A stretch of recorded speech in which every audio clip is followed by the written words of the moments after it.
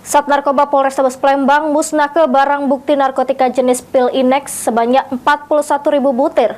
Hasil sitaan dari 2 kurir Tanwir dan Triani, warga Tanjung Balai, Sumatera Utara.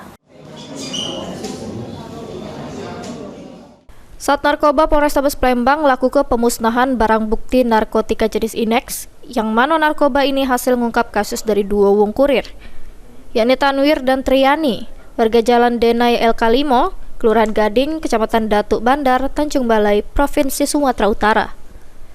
Dari tangan kedua tersangka ini diamankan barang bukti 41.030 butir pil Inex yang disimpan di jero tas warna coklat di dalam mobil Nissan Grand Livina BG1072AY yang terparkir di salah satu hotel yang berada di Jalan Angkatan 45 Palembang.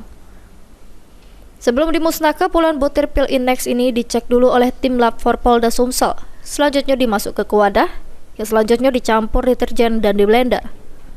Pemusnahan barang bukti ini untuk mencegah dan mengurangi resiko kemungkinan terjadinya penyelewengan atau penyalahgunaan BB tersebut oleh pihak-pihak tertentu.